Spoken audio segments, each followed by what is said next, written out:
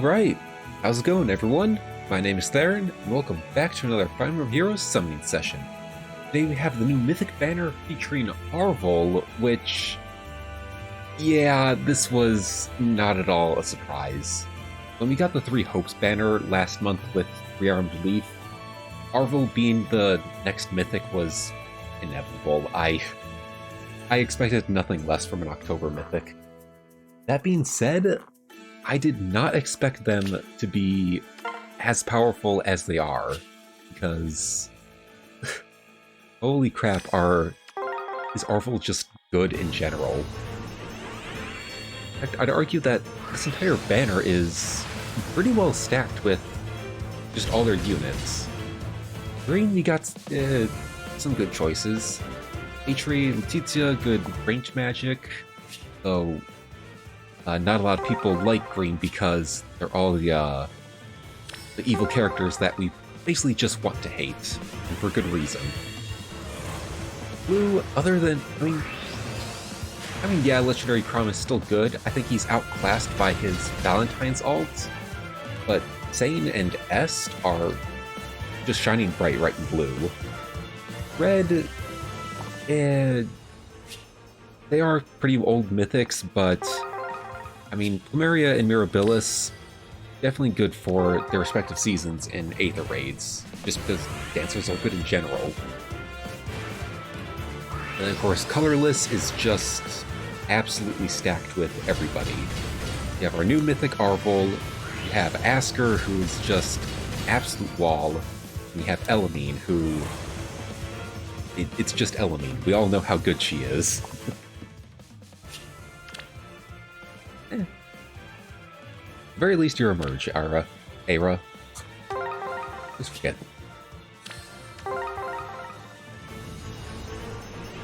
Anyway, speaking of Arval and their kit, yes, I am using they-them pronouns. That is what you use for Arval, they-them.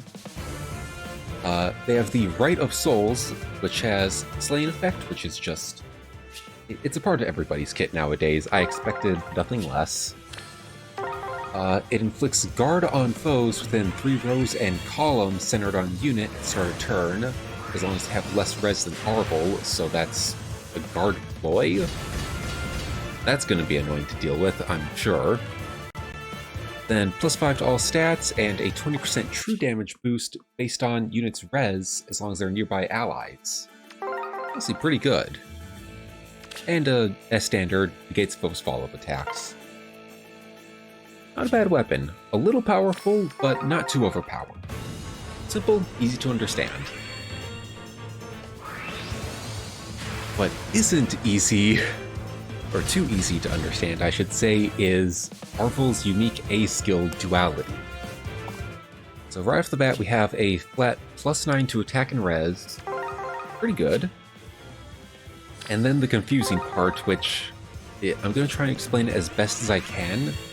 I'm not an expert on how skills work here or how everything actually works, but I'll do what I can. Hey, Plumeria! So the A skill, it grants Triangle Adept against non-colorless foes during combat, so that's basically TA against essentially 75% of the entire cast, or the entire roster in Fae. He just is effective against everybody that's not colorless. That's insane. Then it gets so much more annoying because he will neutralize Triangle Adept skills on unit and foes. So skills like the Raven Tomes, think like the Tome Leons or the Tome of Order from Cecilia. Those weapons will not work against him. Normally they are Triangle Advantage against colorless foes. Arval's A skill now says, lol, no you can't. You don't have advantage against me, but I have advantage against you. That is insane, because he just... Arval, I mean, just counters almost everybody in the game, and he almost has no... they almost have no weaknesses. I gotta remember the pronoun. God damn it. Obviously, Arval's defense is gonna be pretty low, because they are a pretty bulky mage tank, so there is that weakness, but I don't know. You really think you can deal enough damage against them to actually one-shot? Maybe. But they are going to be very annoying to deal with. Last part of the A skill, you make a guaranteed follow-up attack if HP is 25% or greater at start of combat. Simple. Let's attack. I think that's better than the one I have a Maribel? I can't remember. I literally can't remember.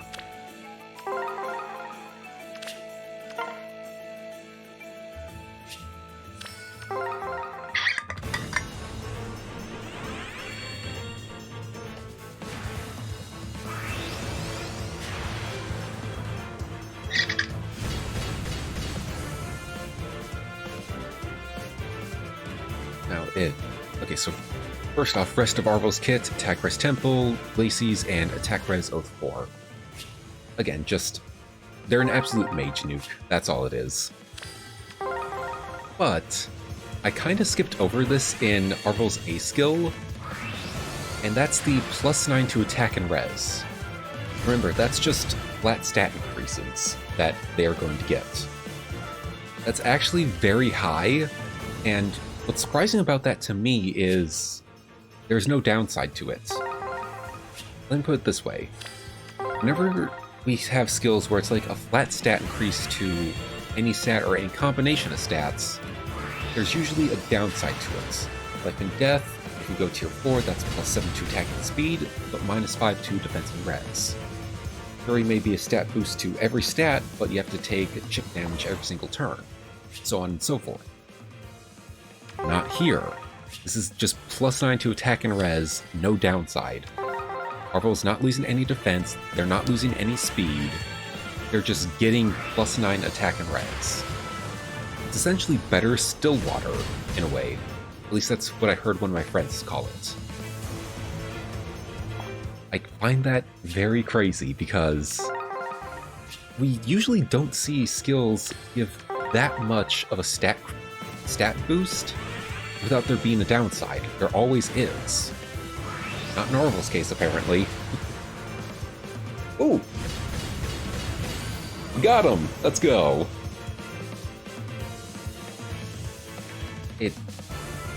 Dude, I can see your name right here. No need to tell me to forget what your name is. I can see it right here. Okay, and... Alright, and then you just say that your name is Arval. Whatever.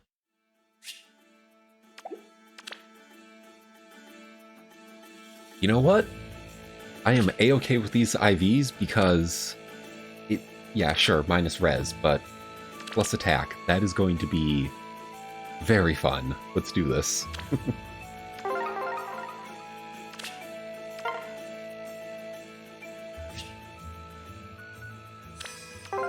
I will say I have not fully played through 3 Hopes, so I only know like the basics about Arval, that they're tied to Shez, and it's basically like Sothis and Byleth in a way. One just talks to the other through the brain, and all that through telepathy, blah blah. I will say though, Shez and Arval have a much better dynamic than Sothis and Byleth. Just because they're actually funny. And it works very well. I love it.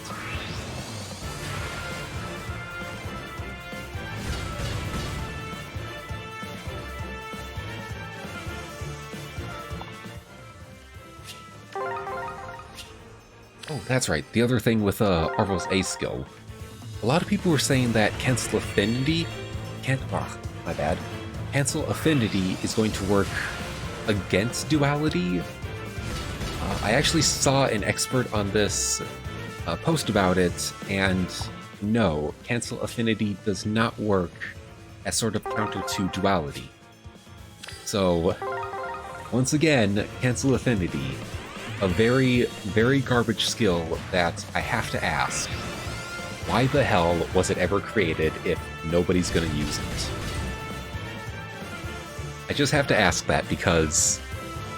when was the last time you actually saw somebody use Cancel Affinity on a unit and it works? I have to ask that in general because I haven't seen it. I'm pretty sure nobody else has. Like, why create that kind of skill? Especially since it will not work 100% of the time.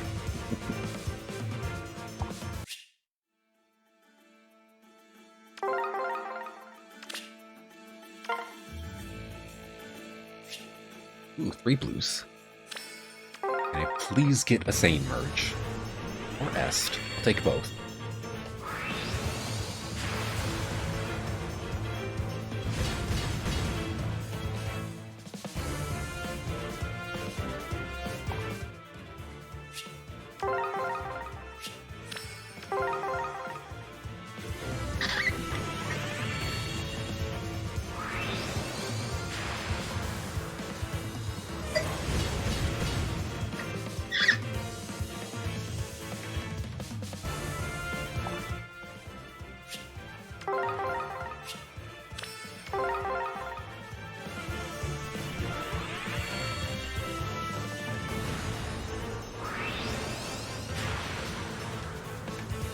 Dang it. Alright. I'll have more chances on blue later.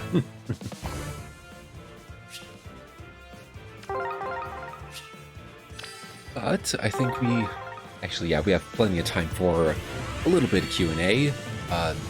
Only got one right now. It's one that I missed last time just because I ran out of time. So this question is from Chris England, and they ask, for a free rearmed unit, what 3 to 4 part effect would you want to have for a range 1 weapon and range 2 weapon?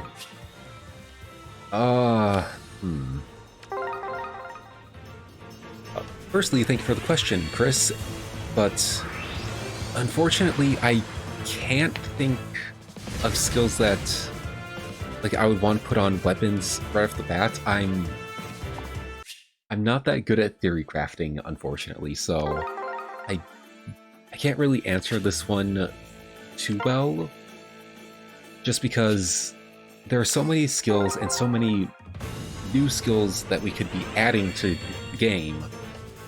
It's hard to choose just 3 to 4 of them, especially for a rearmed unit, without making it too broken up a weapon that they have to completely change the meta for the entire game, all because of this one weapon. My brain doesn't do too well with some of those things. It usually takes me months to think of some sort of theory craft, if I can think of one. I will say though, weapons that I would love to have rearmed, if you don't mind me twisting this question around a little bit. Weapons that I would love to be sort of rearmed so I can give them to other units. For range 2, some sort of green tome for young Azura, or any sort of staff, because staff units really need the help, just saying. And then as for range 1, I mean, obviously I'm the Azura fan, so Lancer Axe, obviously. I always have to give the new skills to my queen. That's just a rule I have. But I will say, for an odd choice in range 1, I wouldn't mind seeing a rearmed beast unit. I know that sounds weird, but considering how beast units, they don't have any inheritable weapons because every last one of them just gets their own PRF, no matter if they're evoked. I wouldn't mind seeing some sort of inheritable rearmed beast. Anything, really. It's yeah, sure, some of them are going to get weapon refined soon. Some of them have absolutely crazy weapon refines, aka Nyla and the Lion King, obviously. But just in the off chance that some of those refines are no longer good, or any future refines that beast units get aren't as good, a rearmed beast unit wouldn't be a bad thing. Just saying.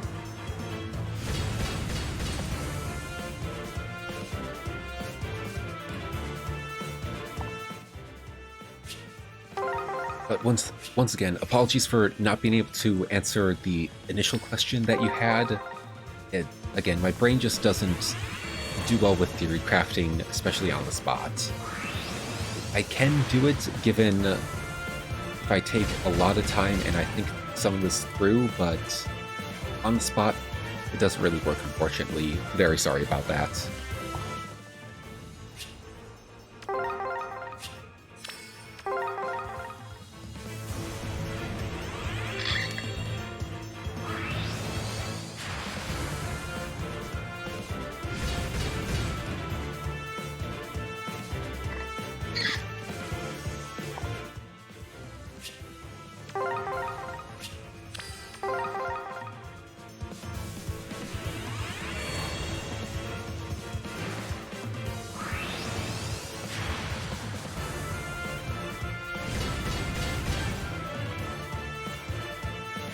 So, okay, no offense to Athena's artist here, but when is she gonna get Resplendent? Like, no offense, it's decent art, but it's a bit much to look at. I'd love to see her get Resplendent one day.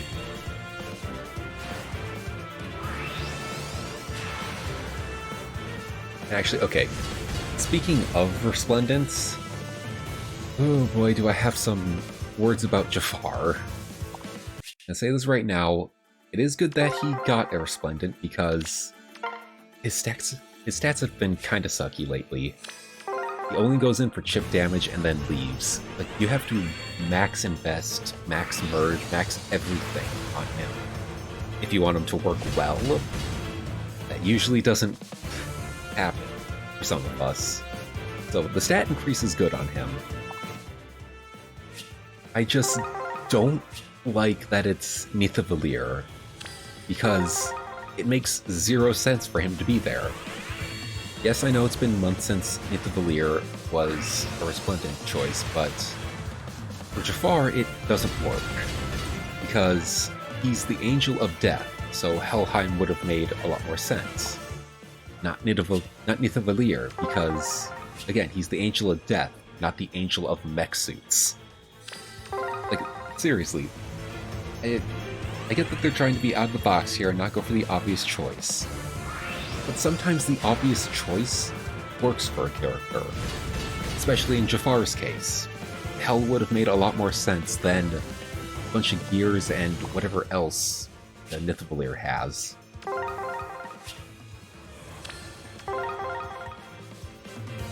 That's just my 2 cents on the art. It's okay to look at. The purple is probably a bit much. I also heard that they changed the voice lines. I even listened to it. Yeah, for some reason, the voice actor doesn't sound as, I guess, brooding, I think is the word I'm looking for here. Which is a bit sad, but, I mean, I don't really mind. It's just, again, Nidavellir, not a good choice for Jafar. That's all I have to say. But anyway, Sparkball.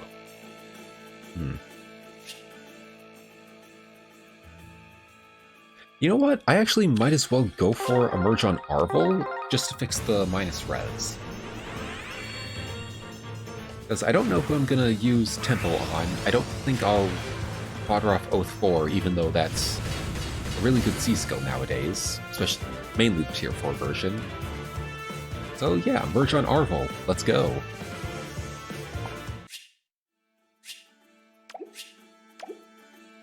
Alright. I think that went pretty well this time. Which is a good thing, considering the last 2 banners have been very, I guess, mediocre luck, in a way. But I hope you all enjoyed watching today's summoning session. If you did summon the banner, let me know who you got down below in the comment section. I always love seeing your results. And if you haven't summoned yet, I wish you all the luck on either this banner or, actually coming up very soon, the possible ninja banner, or whatever that's going to be changed to since it never got turned into thieves. But either way, I wish you luck on either or both of those banners. But with that, I'm Theron, saying I'll see you next time. So until then, farewell, and game on.